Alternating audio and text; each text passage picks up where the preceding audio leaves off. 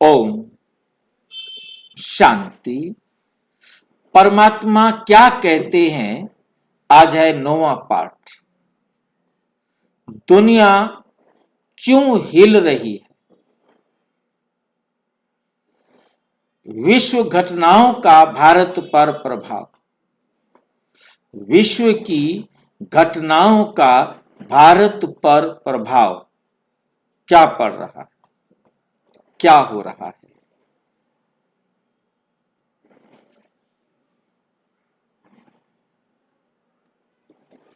ब्रह्मा कुमारीज की दृष्टि से नया विश्व कैसे बनता है, इस पर आज हम चर्चा करेंगे।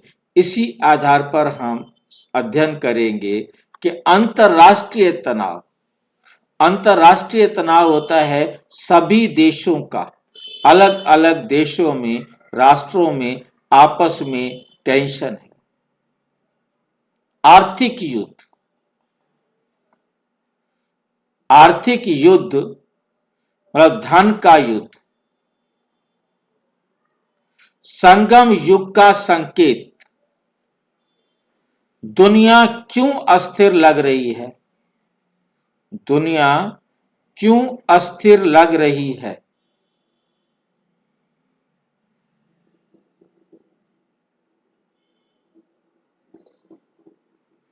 आज हर समाचार चैनल, हर मोबाइल स्क्रीन, हर बातचीत एकदम एक ही बात कह रही है कि दुनिया हिल रही है। आज जितने भी राष्ट्र के बड़े बड़े हैं, चाहे वो प्रधानमंत्री हो, चाहे राष्ट्रपति हो, क्योंकि जब इंटरनेशनल कोई भी बात करते हैं तो एक दूसरे से इनके विचार नहीं मिलते।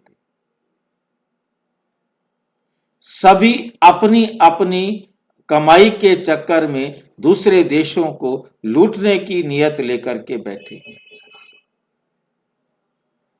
और इतने ज्यादा उनके जो वातावरण है खराब है, जो समझ ही नहीं सकते। अमेरिका है, उनके पास अपने हथियार हैं, वो अपने हथियारों को बेचने के लिए दूसरे देशों को कहता है तुम मेरे हथियार खरीदो। नहीं खरीदते तो उनके ऊपर टैक्स लगा देता है, टैरिफ लगा देता है, कुछ और लगा देता है, उनके ऊपर उनको जो है ना अलग कर देता है। कहता है इसके साथ व्यापार ही मत करो, इसके साथ कोई दूसरे देश वाला व्यापार नहीं करेगा। देखता है कि इसकी जो देश उसको सहयोग दे रहा उसके ऊपर भी डाल देता है, कहते हैं इसको सहयोग मत दे। तो ये सारी बातें जो है ना वातावरण के अंदर खराब करती। दुनिया हिल रही है, लगभग सभी देशों में, बड़े बड़े ब्रिटेन ले लो, फ्रांस ले लो, जितने अमेरिका ले लो, अमेरिका वाले परेशान हैं मुसलमानों से। मुसलमानों में भी जो जिहादी हैं, जिस देश में जिहादी पहुंच गए हैं वहां परेशान। इंग्लैंड वाले सारे परेशान हैं जिहादियों से। यूरोप कंट्रीज के अंदर जहां जहां उन्होंने उनके पास जनसंख्या कम थी, उन्होंने लोगों को आने की अनुमति दी कि आ जाओ हमारे पास रहो, कोई बात नहीं, यहाँ आ जाओ। उन्होंने सोचा हमारी जनसंख्या बढ़ रही है, परंतु ये नहीं पता लगा कि अब वो कहते हैं जी हमारा ही राज होगा।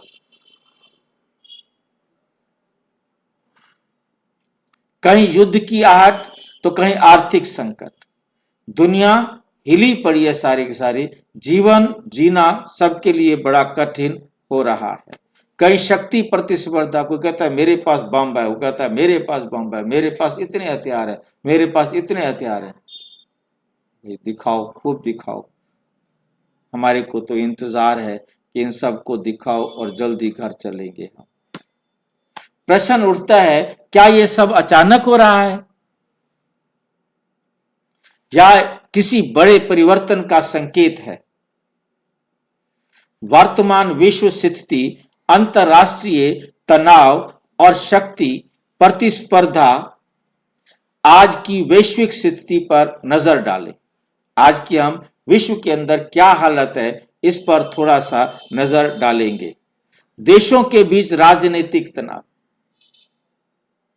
चाहे हम अपना पाकिस्तान को ले लें, चीन को ले लें, इज़राइल को ले लें, यूक्रेन को ले लें, तो रूस को ले लें, जिस भी देश को देखो एकदम ये दिखाई देता है कि मेरा पड़ोसी जो है ना मर जाए, मेरे पड़ोसी का नुकसान हो जाए, मेरा नुकसान नहीं।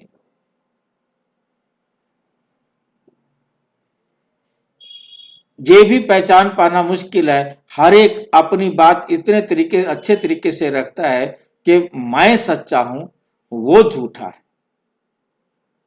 मैं जो कर रहा हूं मैं राइट कर रहा हूं, क्योंकि ज्ञान तो ईश्वरीय ज्ञान तो उनके पास है नहीं, परंतु वो स्थूल ज्ञान के हिसाब से अपने आप को इस प्रकार से अभिव्यक्त करते। उनकी बातों को सुनने से ऐसे लगता है कि ये भी ठीक है, ये भी ठीक है, ये भी ठीक है। खराब कौन है? क्योंकि सच नहीं बताते। आर्थिक युद्ध, ये जितना भी लेन देन का है, बिजनेस करने का है, इसमें आर्थिक युद्ध लगा हुआ है। किस्म से धन से कैसे हम ज्यादा से ज्यादा धन हमारे पास हो, ज्यादा से ज्यादा बिजनेस हमारा हो, ज्यादा से ज्यादा कमाई हमारी हो। उसके लिए अमेरिका पूरे वर्ल्ड के अंदर एक ऐसा देश है, पता नहीं क्यों वो इतना अपने आप को पावरफुल बन गया कि वो उसने सबसे पावरफुल बनने का जो चालाकी थी वो उसकी ये थी कि उसने कहा कि सारी दुनिया जो भी व्यापार करेगी वो डॉलर में करेगी और जिसको भी होगा मैं दूंगा। तो उसने एक इंटरनेशनल करेंसी डॉलर बना दी थी। मतलब आप जो छोटे छोटे देश थे जो तेल निकालते थे और उनको कहा कि तुम बेचो डॉलर में, मैं तुम्हें डॉलर, मैं उसकी गारंटी मेरी है। तो अमेरिका की गारंटी को सब ने स्वीकार कर लिया था और सारा दुनिया का बिजनेस डॉलर में चलता था। अब डॉलर में चलता था तो उसकी मोनोपोली चलने लगी। उसने अपनी मोनोपोली कर ली कि जो जो जो भी जो ना कहना ना माने उसका डॉलर नहीं मिलेंगे तेरे को। अब वो बेचारा मर गया। अब उसके जितने डॉलर हैं वो पैसे तो अमेरिका ने देने, उनके ऊपर सैंक्शन लगा देता है, उस पर टैरिफ लगा देता है। अब उसकी बात नहीं मानो तो दिक्कत। और मानते हैं, वो नहीं मानते हैं तो सरकारें बदलवा देते हैं। कई कई कई चालाकियां हैं उनके पास। वो चल करके सैन्य शक्ति का प्रदर्शन, मेरे पास इतनी सेना है। और अमेरिका ने अलग अलग ऐसे बहुत सारे देशों में सेना रखी हुई है ताकि कुछ भी हो तो वहीं के वहीं उस सेना को शुरू करा देने का दूसरे देश के ऊपर। संसाधनों पर नियंत्रण की होड़। संसाधन का कितने संसाधन चाहिए, क्या क्या चाहिए, मेरे पास ये है, तेरे पास ये है। जैसे घर घर में होता है ऐसे ही देश भी एक इसी प्रकार से ही व्यवहार कर रहे हैं जो आप अपने अपने अड़ोस पड़ोस में परिवार में देखते हो। ये विश्व भी एक परिवार है। तो परिवार के अंदर सारा जो मुखिया है, किसी देश का प्रधानमंत्री है, किसी देश का राष्ट्रपति है, तो किसी देश का राजा है, जो भी है सब मुखिया जो है इसी प्रकार से व्यवहार कर रहे हैं जैसे यहां हम अपने घरों में व्यवहार करते हैं। ये केवल देशों का संघर्ष नहीं, ये मानवीय सोच की सीमा का परिणाम है कि मानव की सोच जो है ना कितनी गिर गई है। जैसे मनुष्य घर के अंदर गिर गया है, ऐसे ये देश के जो हेड हैं वो भी अपने कैरेक्टर में उसी प्रकार से गिरे हुए। एग्जाम्पल, रस्साकशी, खींचतान इतनी है तो बाबा कहते हैं रस्साकशी में क्या होता है, रस्सी टूटेगी, वो भी उधर से खींच रहा है, वो भी उधर से खींच रहा है। संबंध फिर टूटने ही टूटने हैं। दोनों पूरी ताकत लगाते हैं पर जीत किसी की भी हो, बीच में रस्सी तो बीच में घिसती है ना। आज की दुनिया वही रस्सी है। आज की दुनिया जो है ना क्या है, वही रस्सी है। भारत पर इसका प्रभाव क्यों? भारत अधिक संवेदनशील है। दूसरे देशों का भारत पर क्या प्रभाव है। भारत क्योंकि बहुत संवेदनशील है, भारत केवल एक देश नहीं, ये आध्यात्मिक धरोहर है। बाकी देश तो बहुत छोटे छोटे हैं, अमेरिका भी छोटा है भारत की अपेक्षा देखा जाए, जमीन उसके पास ज्यादा है परंतु जनसंख्या वहां इतनी नहीं है। रूस जमीन ज्यादा है परंतु जनसंख्या वहां नहीं है। चीन के पास सबसे ज्यादा जनसंख्या है और भारत के पास सबसे ज्यादा जनसंख्या है। बाकी छोटे छोटे देश हैं, छोटे छोटे देश हैं, छोटे छोटे मालिक हैं, छोटे छोटे। भारत केवल एक देश नहीं, ये आध्यात्मिक धरोहर है। इसलिए विश्व की हलचल का असर भारत के मन, समाज और भविष्य पर पड़ता है। मन, समाज और भविष्य पर पड़ता है।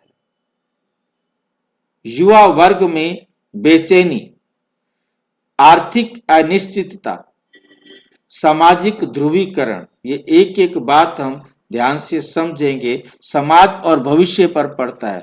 युवा वर्ग में बेचैनी, युवा वर्ग बेचैन है, जॉब के पीछे कहीं भी किसी भी प्रकार से उसको सफलता नहीं मिलती है तो बड़ा महसूस करता है और कंपटीशन बहुत है। युवा की परेशानी तो कारण है ही है। आर्थिक अनिश्चितता, धन का भी कोई निश्चित नहीं है कि कब क्या हो जाए। कितना भयानक रूप जो है ना, आर्थिक संकट सबसे बड़ा संकट आने वाला है, जिसमें क्या होगा कि बैंक वाले कहेंगे हमारे पास पैसे नहीं है, क्योंकि बैंक अपने कमरे में तो पैसे बंद करके रखता नहीं। उसने अपने सारे पैसे किनको दे दिए हैं, कंपनियों को दे दिए हैं काम करने के लिए, बिल्डिंग वालों को दे दिए हैं, जो बिल्डिंग बिल्डर्स हैं उनको दे दिए हैं मकान बनाने के लिए। बड़ी बड़ी सोसाइटियां, बड़ी बड़ी कॉलोनियां, बड़े बड़े सेक्टर बन रहे हैं। अब उनको बनाने के लिए पैसा कहां से आता है, बैंक ने उनको पैसा दे दिया। इसी प्रकार से सभी ने जो है ना पैसा अपना मार्केट में, दुनिया में लगा रखा है, बैंक में कोई भी पैसा रखा हुआ नहीं है। अब यदि ये मकान, बिल्डिंग्स, ये सारे के सारे देने वाले बंद कर देंगे तो बैंक क्या करेगा? बैंक कहेगा मेरे पास तो पैसे है ही नहीं, मैंने उनको लोन दिया था। अब लोन लेने वाला लोन लेके भाग जाए, कहां तक कौन भागे उनके पीछे।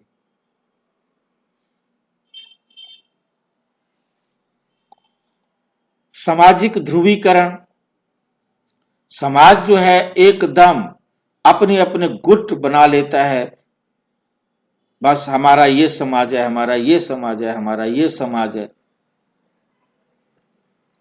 पर साथ ही भारत में आध्यात्मिक जागृति भी तेज हो रही। भारत में क्या हो रहा है? आध्यात्मिक जागृति तेज हो रही है। चारों तरफ ये वर्ल्ड के अंदर है, पूरे वर्ल्ड के अंदर इस बात को देखा गया है कि सभी अब भगवान की तरफ भाग रहे, परमात्मा की तरफ सभी भाग रहे हैं।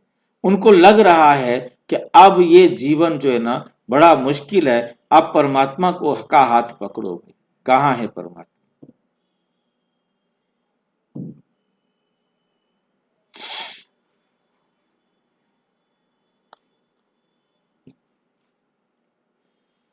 ये संयोग नहीं है, ये कोई संयोग नहीं है कि अचानक हो गया हो।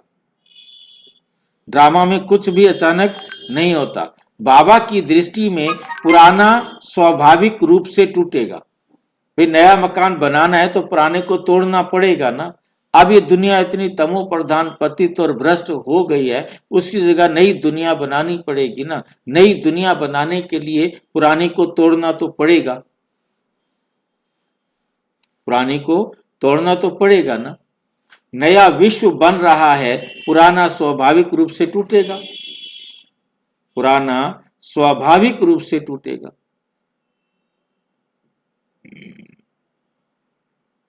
ये 12 दिसंबर 2025 की मुरली में बाबा ने कहा, नया विश्व बन रहा है, पुराना स्वाभाविक रूप से टूटेगा।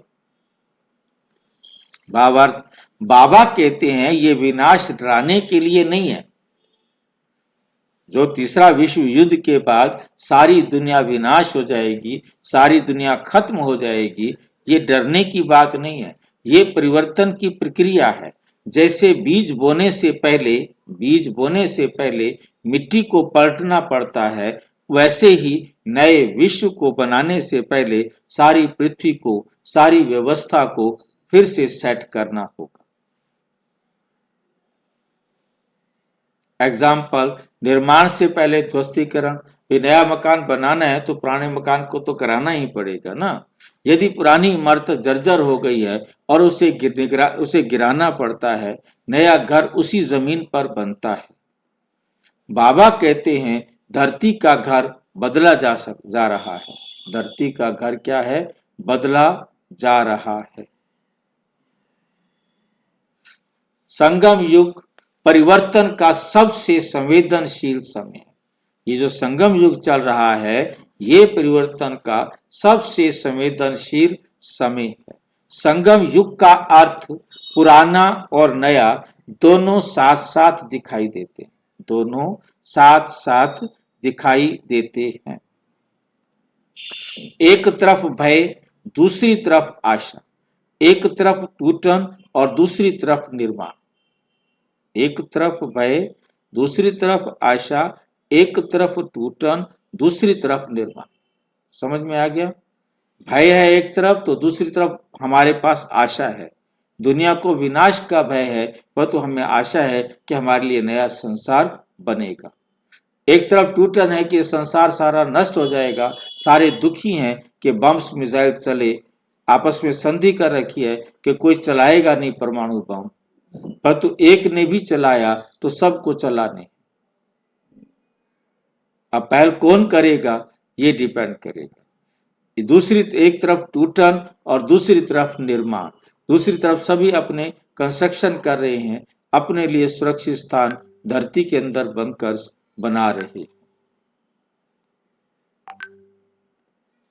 बाबा की दृष्टि कहती है जो आत्माएं नए विश्व के संस्कार अभी से धारण करेंगी, जो आत्माएं नए विश्व के संस्कार अभी से धारण करेंगी, वे ही कल के आधार बनेंगी, वे ही कल के आधार बनेंगी। हमारी दृष्टि में नए विश्व का बीज आत्मा हूं।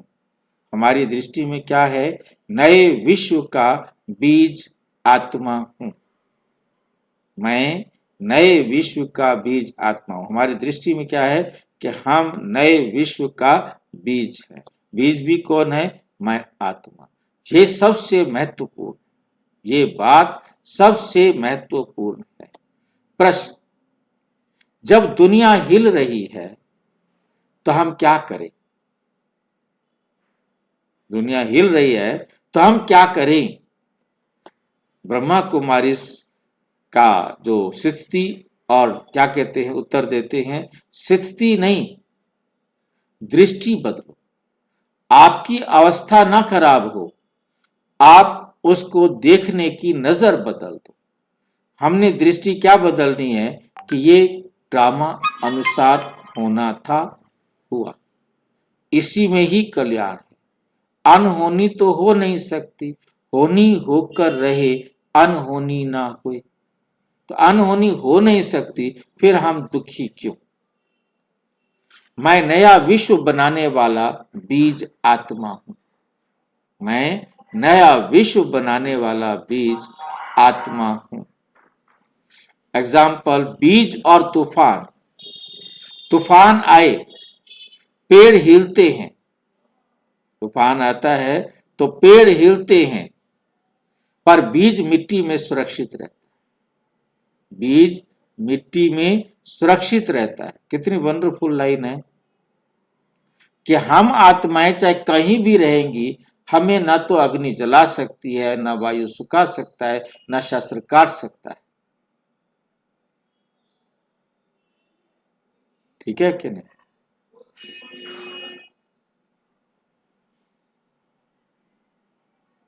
नया वृक्ष उसी बीज से निकलता है। नया वृक्ष उसी बीज से निकलता है। शुद्ध संकल्प की शक्ति। बाबा कहते जैसा संकल्प वैसा निर्माण, क्योंकि जैसा आप संकल्प करोगे वैसा आप बनाओगे, जैसा सोचोगे वैसा बनोगे। तो जैसा हम सोचेंगे, जैसे संकल्प करेंगे, वैसा ही संसार बनाएंगे। हमारे संकल्प गंदे होंगे तो संसार भी गंदा बनेगा, संकल्प अच्छे होंगे तो संसार भी अच्छा बनेगा। शुद्ध संकल्प का अर्थ भय से मुक्ति। मतलब शुद्ध संकल्प का क्या मतलब होता है? हमारे संकल्प शुभ होंगे तो नेचुरल है कि हमें भय नहीं लगेगा। हमें यदि भय लग रहा है तो पहचान लो कि हमारे संकल्प में कुछ गड़बड़ है, शुद्ध संकल्प नहीं है वो। नफरत से मुक्ति। यदि मेरे में किसी के प्रति नफरत है तो अभी मेरे में संस्कार शुद्ध नहीं हुए, संकल्प शुद्ध नहीं हुए। प्रतिशोध की भावना है तो शुद्ध संकल्प नहीं है। जब हमारे शुद्ध संकल्प होंगे तब हम भय से भी मुक्त होंगे, नफरत से भी मुक्त होंगे, प्रतिशोध से भी मुक्त होंगे, स्वार्थ से भी मुक्त होंगे। भाई जी, हाँ जी। अगर हमारे में अभी भी भय है मतलब हमारा संकल्प शुद्ध नहीं हुआ? नहीं है, ये पहचान दिया है। यदि मुझे कोई स्वार्थ हो रहा है तो मुझे मेरे संकल्प शुद्ध नहीं है। मेरे में नफरत है तो भी, प्रतिशोध है तो, ये अशुद्ध संकल्प की देन है। जब आत्मा ये संकल्प धारण करती है कि ये विश्व परिवर्तन का उपकरण बन जाती है, जब आत्मा ये संकल्प धारण करती है वे विश्व परिवर्तन का उपकरण बन जाती है। भारत की भूमिका विश्व का आध्यात्मिक बीज क्षेत्र। भारत की मिट्टी में तपस्या के संस्कार, शांति की स्मृति, परमात्मा की पहचान, इसलिए विश्व परिवर्तन की चिंगारी यहीं से उठती है, यहीं से उठती है।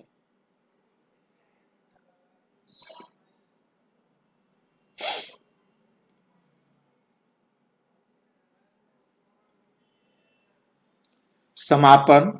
भय नहीं, भाग्य का समय। अब समापन में क्या है? भय नहीं, हमने अपने भाग्य के समय को देखना है।